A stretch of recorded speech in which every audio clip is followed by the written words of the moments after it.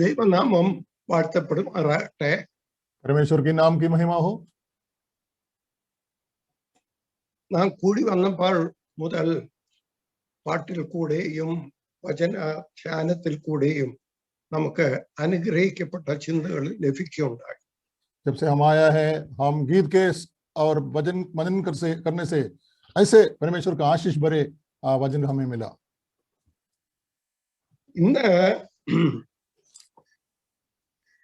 മൂന്നാല് ഭാഗത്തുനിന്ന് ഒരു വിഷയത്തെ ആസ്പദമാക്കി സംസാരിക്കാനാണ് ഞാൻ ആഗ്രഹിക്കുന്നത്.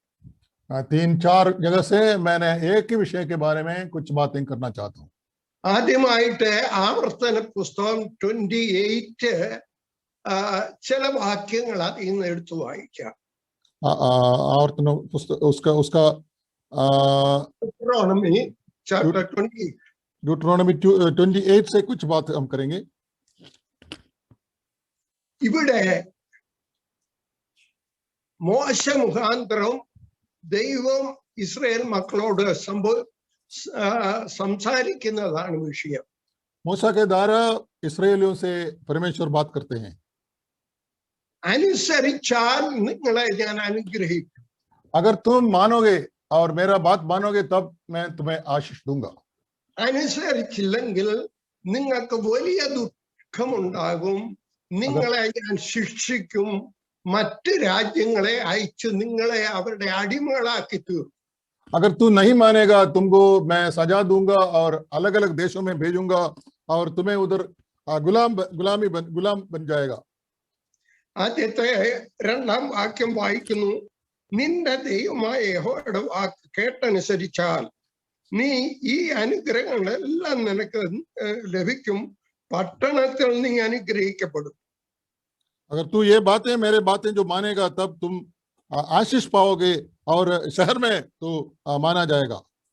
വയലിൽ നീ അനുഗ്രഹിക്കപ്പെടും. तुम्हारा बगीचों में भी तुम्हारा आशीष मिलेंगे. ഗർഭഫലവും കൃഷിഫലവും മൃഗങ്ങളുടെ ഫലവും നിങ്ങൾക്കുണ്ടാകും. तुम्हें बच्चे भी होंगे और तुम्हारे जानवर का भी बहुत फायदा मिलेंगे. ധാരാളം വിളവ് നിങ്ങൾക്കുണ്ടാകും. और बहुत से फसल भी आपका उगेंगे. അകത്ത് വരുമ്പോൾ നിങ്ങൾ അനുഗ്രഹിക്കപ്പെടും. പുറത്തു പോകുമ്പോൾ നിങ്ങൾ അനുഗ്രഹിക്കപ്പെടും. अंदर आते वक्त और बाहर जाते वक्त तू आशीष पाओगे. നിന്റെ ശത്രുക്കളെ യഹോവ നിന്റെ മുൻപിൽ നിന്ന് ഓടുമാറാക്കും. तेरे शत्रुओं को परमेश्वर तेरे सामने से भगा देंगे. അവർ ഒരു വഴിയായി നിന്റെ നേരെ വരും. 7 വഴിയായി നിന്റെ മുമ്പിൽ നിന്ന് ഓടും. एक रास्ते से आएंगे लेकिन 7 रास्तों से वो भाग जाएंगे. അങ്ങനെ അനുഗ്രഹങ്ങൾ മുന്നോട്ട് പറഞ്ഞു പോകുന്നുണ്ട്. इसी तरह उन्होंने आशीषों के बारे में बहुत चीजें बताया है. ഇനി 15 മുതൽ അവസാനം വരെ ശിക്ഷയെ കുറിച്ച് പറയുകയാണ്. 15 से लेकर आगे हम देखते हैं कि उधर हम सजा और परमेश्वर की आज्ञा को उल्लंघन करने से क्या होता है ये बताया गया. യഹോവയുടെ വാക്ക് കേട്ടനുസരിച്ച് നീ ഇന്ന് നിന്നോട് ആജ്ഞാപിക്കുന്ന അവന്റെ കൽപ്പനകളും ചട്ടങ്ങളും പ്രമാണിക്കാഞ്ഞാൽ ഈ ശാപമൊക്കെ നിനക്ക് വരും. ये 15वां वाक्य में लिखा है कि अगर परमेश्वर का वचन को तू नहीं मानेगा ये शाप तुझ पर पड़ेंगे. നിന്റെ പട്ടണം നശിക്കപ്പെടും. വയല് ശവിക്കപ്പെടും. കൊട്ടയും മാവും ഇല്ലാതാകും. और तुम्हारा शहर श्रापित होगा और तुम्हारा फसल श्रापित होगा और टोकरी और सब चीजें कटौती सब खत्म हो जाएगा. ശാപവും പരിഭ്രമവും പ്രാക്കുമായി ഞാൻ അയക്കും. तेरे ऊपर मैं श्राप को भेजूंगा और डर भी पैदा करेंगे. നിനക്ക് തലയ്ക്ക് മീതെ ആകാശം ചെമ്പും നിനക്ക് കീഴുള്ള ഭൂമി ഇരുമ്പും ആകും. तेरे आसमान तेरे ऊपर जो है वो और नीचे जो जमीन है वो बहुत कठिन चीज बन जाएंगे. നിന്റെ ദേശത്തിലെ മഴയും പൂഴിയും ഒക്കെ നീ നശിക്കും വരെ അത് ആകാശത്തിൽ നിന്റെ മേൽ പെയ്യും. ऊपर से बारिश और जमीन में धूल ये सब जब तक तुम नाश नहीं होंगे तब तक तेरे ऊपर बरसते रहेंगे. ഈ ശത്രുക്കളുടെ മുൻപിൽ യഹോവ നിന്നെ ഓടിക്കുമാറാക്കും. शत्रुओं के सामने से तू भागेगा. നീ ഒരു വഴിയായി അവരുടെ നേരെ ചെല് 7 വഴിയായി അവരുടെ മുമ്പിൽ നിന്ന് ഓടിപ്പോകും. तो एक रास्ते से उनके सामने जाएंगे और उधर से 7 रास्तों से भाग जाएंगे. പണ്ട് നിങ്ങൾ ഓർക്കുന്നല്ലോ, മിസ്രൈമിലെ പരുക്കളും മൂലവ്യാധി, ചൊറി, ചിരങ്ങ് എന്നിവയൊക്കെ നിങ്ങൾക്ക് ബാധിക്കും. और मिस्रैम में तुम्हें जो तुम याद करते होंगे कि जो चीजें उनके प्लेग उनके ऊपर हुआ था, ये सब तुम्हारे ऊपर आएगा. നിന്റെ പുത്രന്മാരും പുത്രിമാരും അന്യർക്ക് അടിമകളാകും. तेरे बच्चे लड़के और लड़कियां दूसरे के गुलाम बन जाएंगे. നിങ്ങൾക്ക് കൃഷിഫലവും അധ്വാന ഫലവും ഉണ്ടാകില്ല. तेरे को कोई खेत नहीं होगे और तेरे को कोई बच्चे भी पैदा नहीं होंगे. നിങ്ങൾ അന്യ ദൈവങ്ങളെ സേവിക്കും. और अन्य देव ईश्वरों को तुम उनको आराधना करेंगे. നീ സ്തംഭനത്തിനും പഴഞ്ചൊല്ലിനും പരിഹാസത്തിനും വിഷയമായി തീരും. लोग तुम्हें देख के अचंभा होएगा और बिल्कुल तुम्हारे ऊपर टट्टा उठाएगा. നിങ്ങളുടെ കൃഷി വെട്ടിക്കിളി തിന്നും. और टिड्डे तुम्हारा खेत को खा जाएगा. നിങ്ങൾ പ്രവാസത്തിലേക്ക് പോകേണ്ടി വരും. तुम गुलामी में जाएंगे. പരദേശി നിങ്ങൾക്ക് മീതെ നിങ്ങളെ നയിക്കും. और बाकी लोग, दुनिया की लोग तेरे ऊपर राज करेगा. അതെ, ഇങ്ങനെ ഇനിയും താഴോട്ട് വായിക്കാന് ഒരു കാലത്ത് ഇസ്രായേൽ മക്കള് ദൈവത്തിൽ നിന്ന് മാറിപ്പോയി പൂജാരികളായപ്പോൾ, और जब इस्राएली लोग परमेश्वर से हटकर अन्य देवताओं को आराधना करना जब शुरू किया, तब ഞാന് 53 വാക്യം തൊട്ട് അല്പം വായിച്ചിട്ട് ഞാൻ നിർത്താൻ ആഗ്രഹിക്കുകയാണ്. 53 से अभी हम पढ़ रहे हैं. ശത്രു നിന്നെ ഞെരുക്കുന്ന ഞെരുക്കത്തിലും നിരോധനത്തിലും നിന്റെ ദൈവമായ യഹോവ നിനക്ക് തന്നിരിക്കുന്ന നിന്റെ ഗർഭഫലമായ പുത്രന്മാരെയും പുത്രിമാരെയും മാംസം നീ തിന്നും.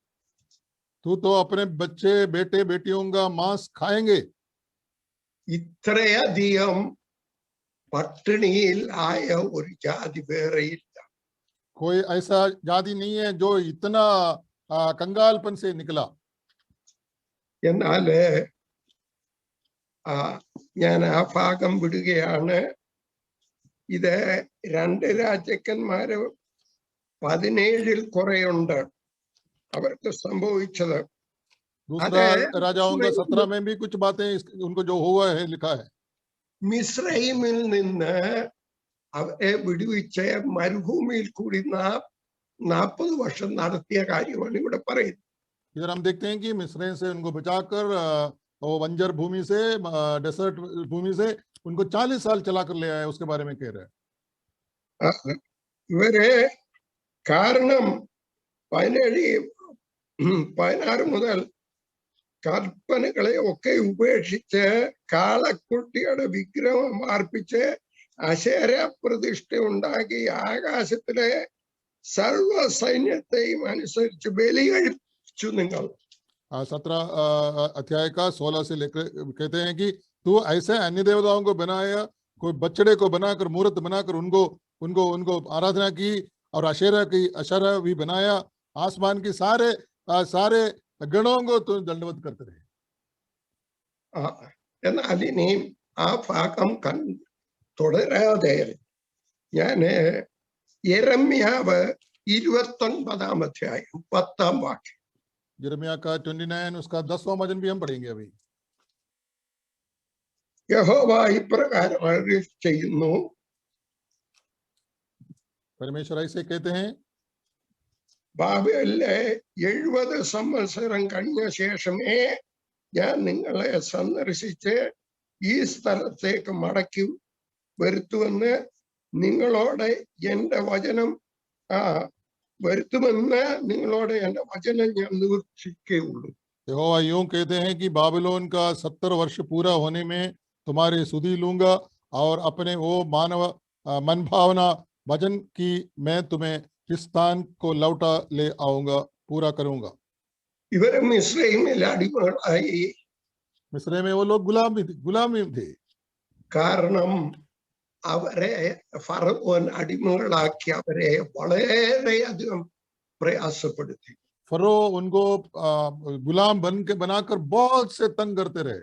അവരെ നിലവിളിച്ച് മോശയെ കൊണ്ട് അവരെ കനാൻ ദേശത്തിലേക്ക് അത് നടത്തി.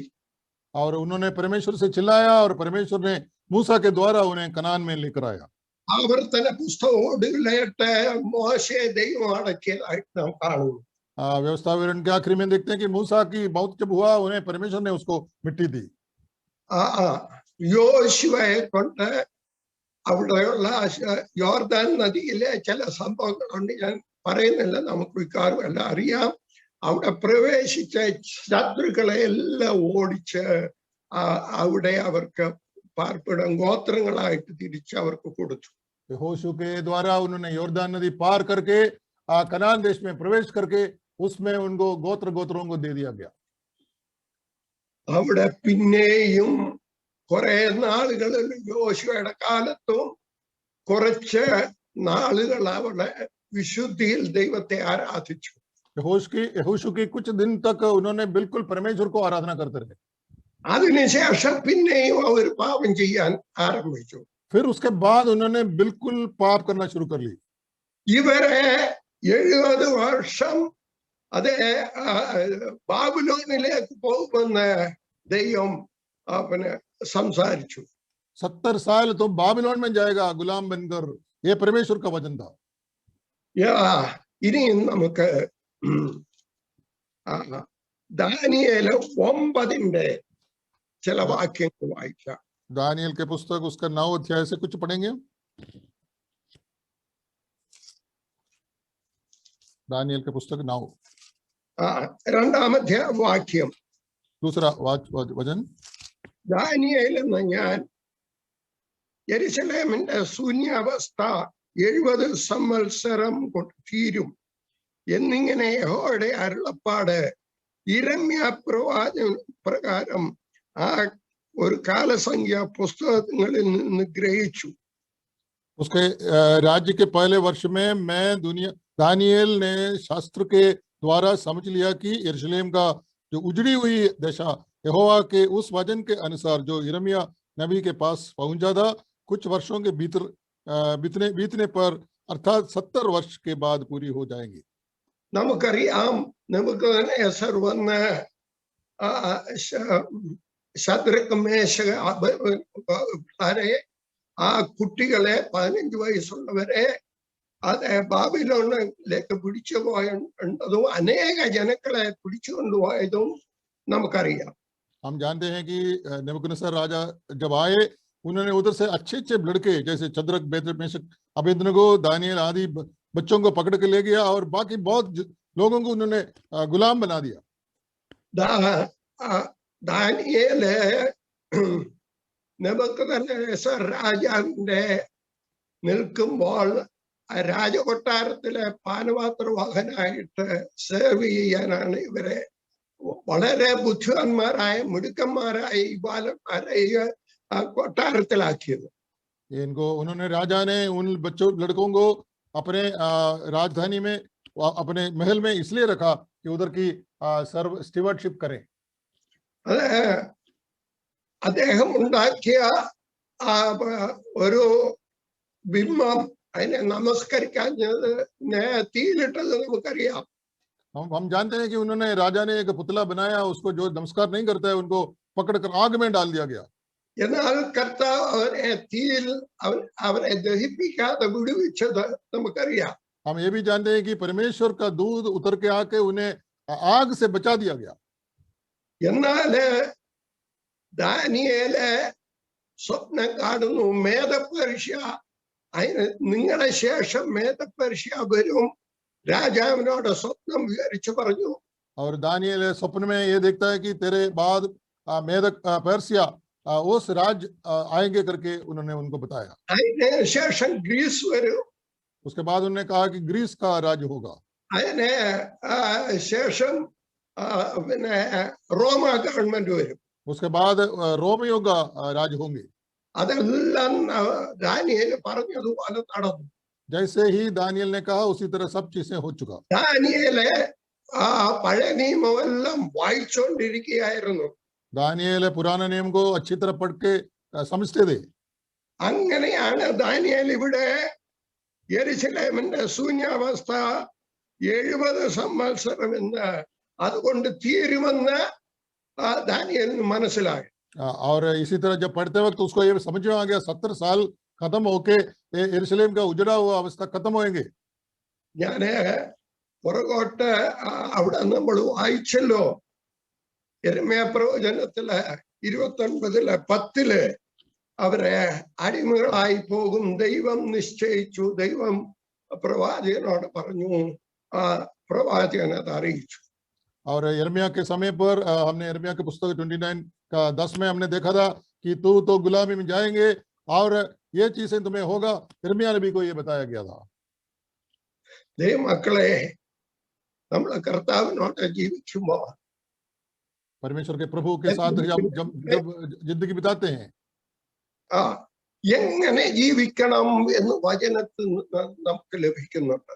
हम कैसे अपने जिंदगी को बिताना है परमेश्वर का वचन अच्छी तरह से कहते हैं. അതെ, ദൈവം നമ്മുടെ കർത്താവ് പറയുന്ന ഓരോ വാക്കും നിവർത്തിക്കും. परमेश्वर जो भी प्रभु ने जो भी वचन किया है, बात किया है, वो पूरा वो निभा लेगा.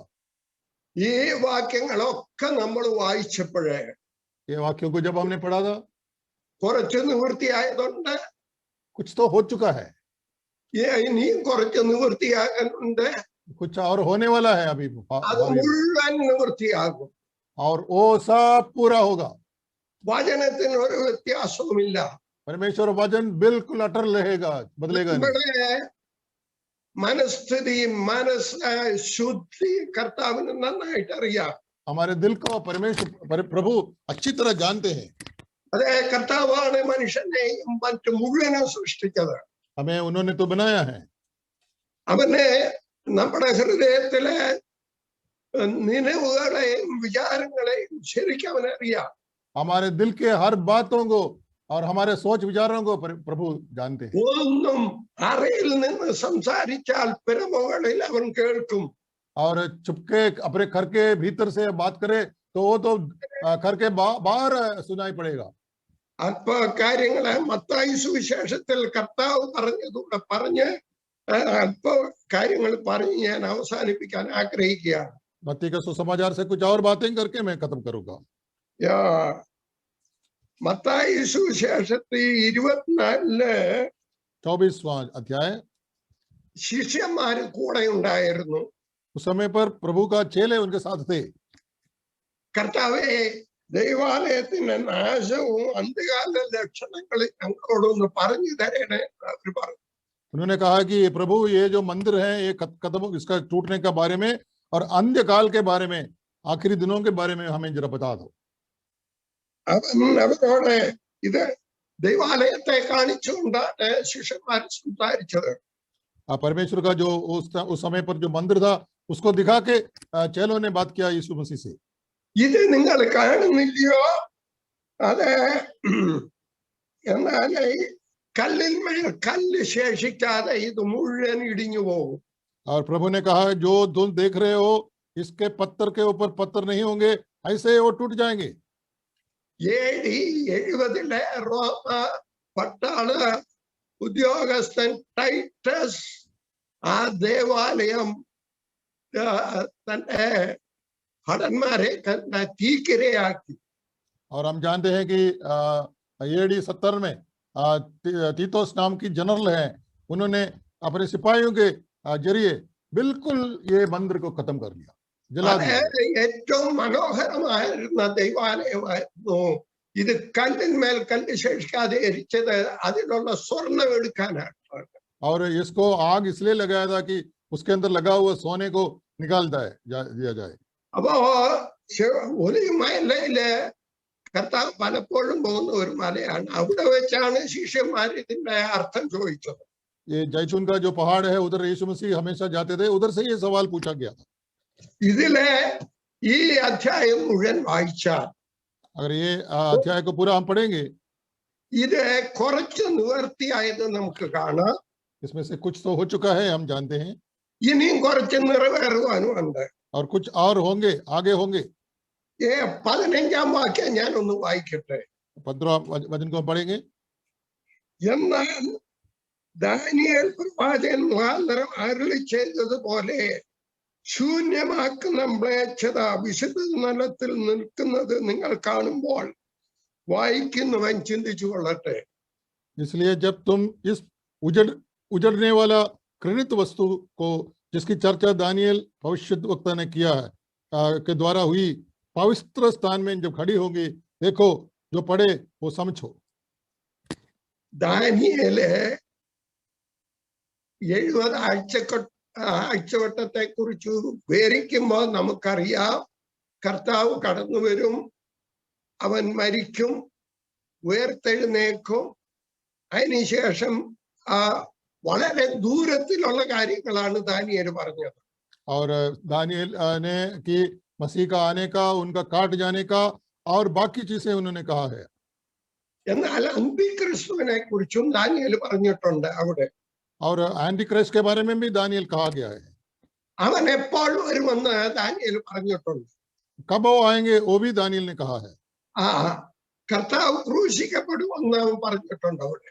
मसीह का, प्रभु यीशु को क्रूस पे ऊपर चढ़ा दिया जाएगा, वो भी उन्होंने कहा है। അപ്പൊ ദാനിയേൽ പറഞ്ഞു, ഈ സാത്താന് ശൂന്യമാക്കുന്ന മ്ലേച്ഛത വിശുദ്ധ നിലത്തിൽ നിൽക്കുന്നത് കാണുമ്പോൾ വായിക്കുന്നവൻ ചിന്തിച്ചു കൊള്ളട്ടെ. और इधर कहा गया था कि शैतान मतलब उजाड़ने वाले घृणित वस्तु जो परमेश्वर का पवित्र स्थान में खड़ा हो जाएगा, तो जो पढ़ते हैं वो सोचते रहिए इसके बारे में। യഹൂദികളുള്ളവർ മലകളിലേക്ക് ഓടിപ്പോട്ടെ. यहूदियों में जो है वो पहाड़ में भाग जाएं। വീട്ടിലിരിക്കുന്നവർ വീട്ടിലുള്ളത് എടുക്കേണ്ട ഇറങ്ങി വരുന്നത്. जो छत पर हो वो अपने घर के अंदर सामान लेने के लिए मत आओ। വയലിലുള്ളവർ വസ്ത്രം എടുക്കുവാൻ മടങ്ങി പോകരുത്. जो खेत में है अपना कपड़ा लेने के लिए पीछे न लौटो। ആ കാലത്ത് ഗർഭിണികൾക്കും മുല കുടിപ്പിക്കുന്നവർക്കും അയ്യോ കഷ്ടം. लिखता है कि गर्भवती और दूध पिलाने वाली को बहुत हाय कष्ट होगा। നിങ്ങളുടെ ഓടിപ്പോക്ക് ശീതകാലത്തോ ശബത്തിലോ ആകാതിരിക്കാൻ പ്രാർത്ഥിക്കുവിൻ. वो जाड़े के समय पर और शब्द के दिन में ये नहीं होने की हम तुम प्रार्थना करो। ലോകാരംഭം മുതൽ ഇന്ന് വരെയും സംഭവിച്ചിട്ടാത്തതും ഇനിയും സംഭവിക്കാത്തതുമായ വലിയ കഷ്ടമൊന്നുണ്ടാകും. और उस दिन ऐसे क्लेश होंगे कि जो दुनिया के आरंभ से अभी तक नहीं हुआ है और ना आगे होगे। 24 കള്ളക്രിസ്തുക്കളും കള്ളപ്രവാചകന്മാരും എഴുന്നേറ്റ് കഴിയുമെങ്കിൽ വൃതന്മാരെയും തെറ്റിക്കാനായി വലിയ അത്ഭുതങ്ങളും അടയാളങ്ങളും ചെയ്യും. 24 में दिखा कि झूठे मसीह और झूठे भविष्यद्वक्ता उठकर अपने बच्चों को भी उसको गलती सिखाने के लिए कोशिश करेंगे। 27 മിന്നൽ കിഴക്ക് നിന്ന് പുറപ്പെട്ടു പടിഞ്ഞാറോളം വിളങ്ങും പോലെ മനുഷ്യപുത്രന്റെ വരവാകും. 27 में कहते हैं कि जो कि बिजली पूर्व से निकलकर पश्चिम की ओर चमकते हैं, वैसे मनुष्यपुत्र का आने का भी होगा। ആ കാലത്തിലെ കഷ്ടം കഴിഞ്ഞ ഉടനെ സൂര്യൻ ഇരുണ്ടു പോകും. उस दिनों की 29 उस दिनों की क्लेश खत्म होते ही सूर्य अंधियारा हो जाएगा। ചന്ദ്രൻ പ്രകാശം കൊടുക്കാതെ ഇരിക്കും. चंद्रमा बिल्कुल प्रकाश नहीं देंगे। നക്ഷത്രങ്ങൾ ആകാശത്തു നിന്ന് വീഴും. तारे आकाश से गिर पड़ेंगे। ആകാശത്തിലെ ശക്തികൾ ഇളകി പോകും. आकाश की शक्तियां हिल जाएंगी। ഇത് ശ്രദ്ധിച്ചാട്ടെ. അപ്പോൾ മനുഷ്യപുത്രന്റെ അടയാളം ആകാശത്തു നിന്ന് തിളങ്ങും. तब मनुष्य का पुत्र का चिन्ह आकाश में दिखाई देगा। അന്ന് ഭൂമിയിലെ സകല ഗോത്രങ്ങളും പ്രലാപിച്ചുകൊണ്ട് മനുഷ്യപുത്രൻ ആകാശത്തിലെ മേഘമേൽ മഹാശക്തിയോടും തേജസ്സോടും കൂടെ വരുന്നത് കാണും. तो मनुष्य और पृथ्वी का सब कुलों अपने छाती पीटेंगे और मनुष्य का पुत्र को बड़ी सामर्थ्य और ऐश्वर्य के साथ आकाश में बादलों पर आते हुए देखेंगे। അവൻ തന്നെ ദൂതന്മാരെ മഹാകാകളത്തോതിയോടും കൂടെ അയക്കും. उन्होंने अपने तुरही के साथ बड़े शब्दों के साथ जो दूतों को भेजेगा। ഇത് മുഴുവൻ വിവരിക്കാൻ ഇനി എല്ലാം ഞാൻ ചുരുക്കി ഇതങ്ങ് പറയാം. संक्षेप में मैं कहूंगा. ഈ വായിച്ചതിന്റെ അടിസ്ഥാനത്തിൽ ചുരുക്കമായിട്ട് സംസാരിച്ച് ഞാൻ ഈ വചന ശുശ്രൂഷ ആരംഭിക്കാൻ ആഗ്രഹിക്കുകയാണ്. और इसके बारे में संक्षेप में मैं आपसे कह लूंगा. ഇനിയും ഏറ്റവും അടുത്ത് സംഭവിക്കാനുള്ളത് നമ്മുടെ ആകാശത്തിൽ കർത്താവ് വന്ന് തന്റെ സഭയെ ആകാശമേഘങ്ങളിൽ എടുക്കുന്ന സംഭവമാണ് നടക്കേണ്ടത്. अभी आने वाला चीज है, जल्दी आने वाला चीज है कि प्रभु अपने कलीसिया को आसमान में अपने पास उठा लिया जाएगा. നമ്മുടെ ഈ കൃപായുഗം ഇവിടെ രക്ഷിക്കപ്പെട്ടവരെ അവരെ വചനത്തിൽ വെളിപ്പെടുത്തിയിരിക്കുന്നത് കർത്താവിന്റെ മണവാട്ടി സഭയായിട്ടാണ്. ये कृपा युग में जो हम लोग जो है हमें परमेश्वर का दुल्हा माना लिखा गया है. മണവാളനും മണവാട്ടിയും എന്നുള്ള ഒരു വലിയ ബന്ധം മറ്റു വിശ്വാസികളെ വ്യത്യാസമാണ്. ये दुल्हा और दुल्हन का संबंध बिल्कुल अलग संबंध होता है. ഈ മധ്യാകാശത്ത് വരുമ്പോൾ കർത്താവിന്റെ സ്വരം കേൾക്കുമ്പോൾ 1 തെസ്സലോനിക്കർ 4:16 മുതൽ 18 മരിച്ച വിശുദ്ധന്മാരും ജീവനുള്ള വിശുദ്ധന്മാരും മാത്രമേ രൂപാന്തരം പ്രാപിച്ച് മേഘങ്ങളിൽ എടുക്കപ്പെടുകയുള്ളൂ. जैसे पहले തെസ്സലോനിയ 4:16 में बताया गया है, जो मरा हुआ है, जो जिंदा रहने वाला, वो सिर्फ प्रभु का शब्द सुनेगा और बादलों में उठा लिया जाएगा. അതെ 1 കൊരിന്ത്യർ 15 അതെ ഒടുവിലോട്ട് വിശുദ്ധന്മാരുടെ ഉയർത്തെഴുന്നേറ്റ രൂപാന്തരമെല്ലാം അവിടെ സംസാരിക്കുന്നുണ്ട്. पहले कोरिन्थियों का 15 अध्याय का आखिरी में उन्होंने उधर भी जैसे उनका संत लोगों को उठा लिए जाने के बारे में कहा गया है. സഭ എടുത്തതിന് ശേഷം വചനത്തിന്റെ അടിസ്ഥാനത്തിൽ ഇസ്രായേലുമായിട്ട് യുദ്ധം ചെയ്യാൻ സകല ജാതികളും അത് പിടിച്ചെടുക്കാനായിട്ട് കൂടി വരും. कलीसिया को जब उठा लिया जाएगा उसके बाद सारे शत्रु लोग इसराइलियों को खत्म करने के लिए, लड़ाई करने के लिए आएगी. നേതാവ് സാത്താനാണ്. और उसका लीडर होंगे शैतान. സാത്താൻ വന്ന് യുദ്ധം ചെയ്യും. ഈ യുദ്ധത്തിന് 7 വർഷത്തിനൊടുവിൽ കർത്താവ് ഇപ്പം നമ്മൾ വായിച്ചതുപോലെ 27 വായിച്ചതുപോലെ മത്തായി സുവിശേഷത്തിൽ അവൻ വളരെ പ്രകാശത്തോടുകൂടെ തേജസ്സോടു കൂടെ ആകാശത്തിലും അവിടെ ഇവിടെ എല്ലാം വലിയ വ്യത്യാസങ്ങൾ ഉണ്ടാകും. അത് കർത്താവ് സാത്താനെ തോൽപ്പിച്ച് അവിടെ കർത്താവ് അവനെ 1000 ആണ്ട് വാഴ്ചയ്ക്ക് ശേഷമേ അല്പം വിടുവിക്കുകയുള്ളൂ. അവനെ അഗാധ കൂപത്തിൽ പൂട്ടിയിടും. देखते हैं कि 7 साल के बाद की लड़ाई के बाद जो है प्रभु यीशु आसमान में नजर आएंगे, उनका महत्व प्रतिष्ठा होंगे और उसके बाद 1000 साल की जो उनका राज होंगे और शैतान को बंद कर किया जाएगा. യഹൂദന്മാരെ എല്ലാവരും കർത്താവിന്റെ വരവെങ്കില് മിക്കവാറും എല്ലാരും കടന്നു വരും. ഈ അന്തിക്രിസ്തുവിനെ നമസ്കരിക്കാത്തവർ ഈ 7 വർഷത്തിൽ നമസ്കരിക്കാതെ മരിച്ചവരെയും കർത്താവ് ഉയർത്തെഴുന്നേൽപ്പിച്ച 1000 ആണ്ട് വാഴ്ചയെ പ്രവാസിക്കും. और 1000 सालों की जो है कि वो मरा हुए लोग और जो यहूदी लोग जो शैतान की क्लेशों से गुजरा हुआ है, ये सब उसमें प्रवेश करेंगे. സാത്താനെ നമസ്കരിച്ചവരെ നരകത്തിലേക്ക് പോകും. और जिसने शैतान का आराधना की वो तो जाएंगे नरक में. മത്തായി 25 ആ കാര്യങ്ങൾ വിവരിക്കുന്നുണ്ട്. 25वां अध्याय मत्ती के पुस्तक में उसके बारे में कहा गया है. ഇടത്തുള്ളവരും വലത്തുള്ളവരും ആടുകളെ കുറിച്ച് പറയുന്നതിൽ അത് വിവരിക്കുന്നുണ്ട്. और दाहिने की और बाएं की जो बकरियों के बारे में कहा गया है. അപ്പോ സഭ എടുക്കപ്പെടുമ്പോൾ ഈ ലോകത്ത് വലിയൊരു യുദ്ധം ഉണ്ടാകാൻ പോവുകയാണ്. कलीसिया जब उठा लिया जाएगा दुनिया में बहुत बड़ा एक लड़ाई होने वाला है. അത് ഏത് സമയത്ത് കർത്താവ് വരുമോ അടുത്ത് തന്നെ ആ യുദ്ധം 7 കൊല്ലത്തെ യുദ്ധം ഉണ്ടാകാൻ പോയാണ്. और जब भी प्रभु यीशु आएंगे उसके बाद के 7 साल में जल्दी ही वो लड़ाई शुरू हो जाएगी. കർത്താവ് വന്ന് സാത്താനെ ബന്ധിക്കുമ്പോൾ നമുക്ക് വചനത്തിൽ നിന്നറിയാവുന്നത് ഏറ്റവും അനുഗ്രഹിക്കപ്പെട്ട കർത്താവ് മാത്രം രാജാവായി വാഴും. जब शैतान को परमेश्वर प्रभु ने जब बंद किया जाए तो हम परमेश्वर का वचन से हम जानते हैं कि एकदम परमेश्वर का राज होगा. അതെ, വെളിപ്പാട് പുസ്തകം 19 മുതൽ വായിക്കുമ്പോൾ വിശുദ്ധന്മാരെ കർത്താവിനോട് കൂടെ ഈ ലോകത്തിലേക്ക് വരും. और 19वां प्रकाशित वर्ग 19 में लिखा है कि ये जो संत लोग जो है यीशु मसीह के साथ दुनिया में आएंगे. വിശുദ്ധന്മാരായിരിക്കുന്ന ആളുകളെ അവിടെ കർത്താവിനോട് കൂടെ ഭരണാധികാരികളായിരിക്കും. और जो संत लोग प्रभु यीशु के साथ उनके राज करेंगे. അതെ, എന്തോ ഒരു അവസ്ഥയാണ് ഇന്ന് വിശ്വസിക്കുന്ന ദൈവമക്കൾക്ക്. जो आज परमेश्वर प्रभु के ऊपर विश्वास करते हैं तो कौन सा कैसे आशीष का दिन होंगे. അന്ന് 1000 ആണ്ടിലേക്ക് പ്രവേശിക്കുന്ന അതെ ഇസ്രായേലി ജനങ്ങള്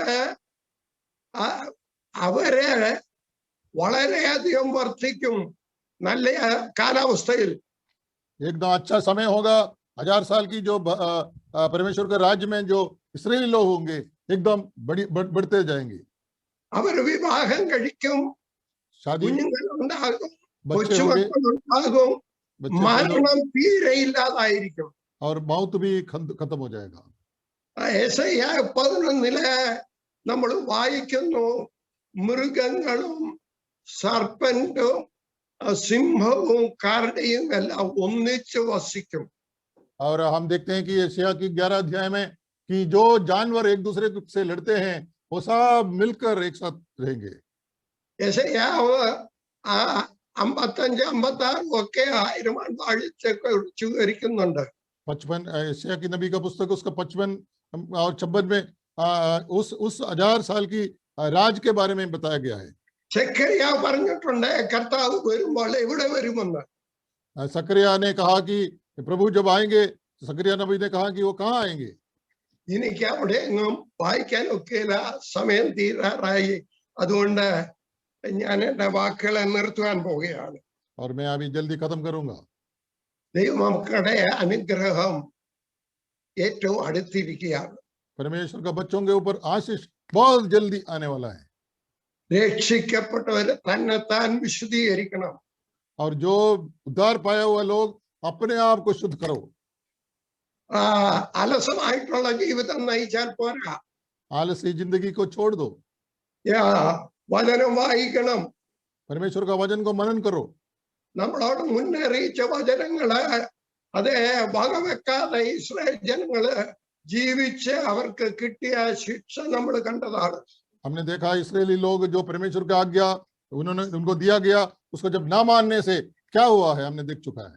ഓരോ പ്രവാചകന്മാരെയും അയച്ച് അവരെ കണ്ട് ഇസ്രായേൽ ജനങ്ങളോടും ദൈവം സംസാരിച്ചു. और अपने भविष्यद्वक्ताओं को भेजकर परमेश्वर ने इस्राएली जाति से बात बार बार करते रहे. പല ഭാഗങ്ങളിലും അവർ ദൈവത്തിന്റെ അതെ മൗത്ത് പീസായിട്ട് അവർ ദൈവത്തിന് വേണ്ടി കൊടുത്ത വചനം സംസാരിച്ചുകൊണ്ടിരുന്നു. परमेश्वर के शब्द उन्होंने अपने मुंह से इसराइलियों को कहते गए. അനുസരിച്ചില്ല, അവർ ശിക്ഷ ലഭിച്ചു. और जिसने नहीं माना उनको तो शिक्षा मिला. അനുസരിച്ചവരെ അനുഗ്രഹം കിട്ടി. और जिसने मान लिया उन्हें परमेश्वर अनुग्रह दिया. കർത്താവ് തന്നെ പറഞ്ഞ കാര്യം നമ്മൾ കേട്ടു. और प्रभु ने खुद ही ये बातें किया है, हमने सुन लिया. ഇനിയത്തെ കാര്യങ്ങൾ കർത്താവ് പറഞ്ഞിട്ടുണ്ട്. आने वाला चीज भी प्रभु ने हमसे कह चुका है. അതെ, കർത്താവ് പറഞ്ഞതിന് ശേഷം 70 AD സംഭവിച്ചത് നമ്മൾ വായിച്ചു. प्रभु यीशु ने जब कहा है उसके बाद 17वां AD में जो हुआ है वो भी हम देख चुका है.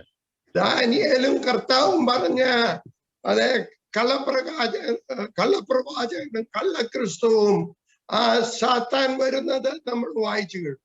अंधी क्राइस्ट के बारे में जो दानियल ने कहा और प्रभु यीशु ने कहा हमने उसके बारे में भी अभी सुन चुका है. ഇസ്രായേൽ ജനങ്ങളെ 1000 ആണ്ട് വാഴ്ചയ്ക്ക് അവിടെ കർത്താവ് തന്നെ ഭരിക്കും. അവരെ സകല കാര്യങ്ങളും അവർക്ക് സംഭവിക്കാനുള്ള എഴുതി വെച്ചിരിക്കുകയാണ്. വെളിപ്പാടും ഇതിലും പ്രവാചക പുസ്തകങ്ങളിൽ പലതുമായിട്ടും. प्रकाशित वाक्य में और प्रवाचकों की पुस्तक में हर चीजें जो होना है उसको बिल्कुल व्यक्त रूप से लिखा गया है. ഇപ്പൊ നമുക്കുള്ളത് അതേ വചനമനുസരിച്ച് ജീവിക്കുക. अभी हमें क्या करना चाहिए? परमेश्वर का वचन के मुताबिक जिंदा रहना है, വിശുദ്ധിയോടെ ജീവിക്കുക, विशुद्धि के साथ കർത്താവിനെ പ്രതീക്ഷിച്ച് ജീവിക്കുക. प्रभु का आगमन के इंतजार में समय बिताओ. കർത്താവ് നമുക്ക് വേണ്ടി സ്ഥലം ഒരുക്കുവാൻ പോയേക്കുകയാണ്. उन्होंने हमारे लिए जगत बनाने के लिए गया हुआ है, സ്ഥലം ഒരുക്കാൻ വേഗം വരും. और जैसे जगह बन जाएंगे तो आएंगे नीचे. വെളിപ്പാട് പുസ്തകം വായിക്കാമെങ്കിൽ 20-ാം അധ്യായത്തിന്റെ അതിന്റെ നീളം വീതി ഉയരം പറഞ്ഞിട്ടുണ്ട്. और 20वां अध्याय में प्रकाशित वाक्य में उसके ऊंचाई चौड़ाई के सब के बारे में बताया गया है. 1500 കിലോമീറ്റർ നീളം, മൈൽ നീളം, വീതിയും അതുപോലെ ഉയരവും അതുപോലെ. 150 मीटर का चौड़ाई, ऊंचाई और सब चीजें हैं नए यरूशलेम के, उसके बारे में कहा गया. ഗേറ്റ് ഓരോ പേളാണ്, 12 ഗേറ്റ്.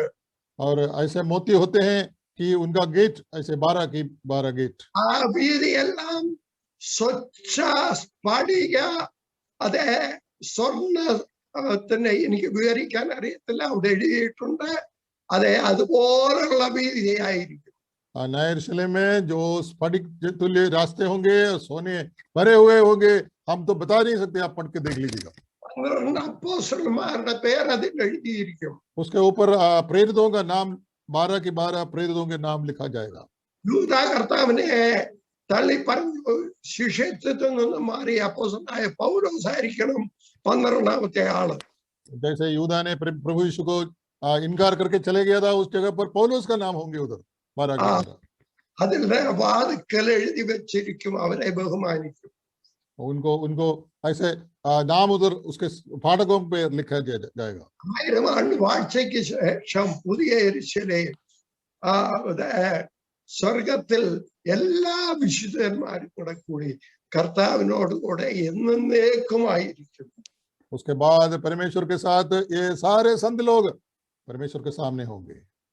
അവിടെ കണ്ണുനീര് തുടയ്ക്കുമെന്ന് എഴുതിയിട്ടുണ്ട്.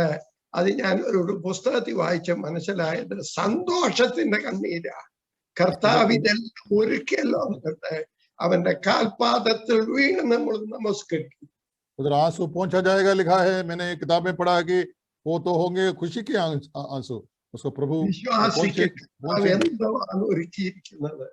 विश्वासी लोगों के लिए क्या चीज उन्होंने तैयार कराया हुआ है. ഈ കാലത്തിലെ കഷ്ടം ഈസ് നത്തിങ്. आज की जमाने के जो क्लेश थे वो बिल्कुल कुछ नहीं है. ഈ വചനത്താൽ ദൈവമക്കളെ നമ്മളെ എല്ലാവരും ദൈവം അനുഗ്രഹിക്കുമാറാകട്ടെ. അവന്റെ നാമം വാഴ്ത്തപ്പെടുമാറാകട്ടെ. ये वचनों से परमेश्वर हमें आशीष दें, उनके नाम की महिमा हो.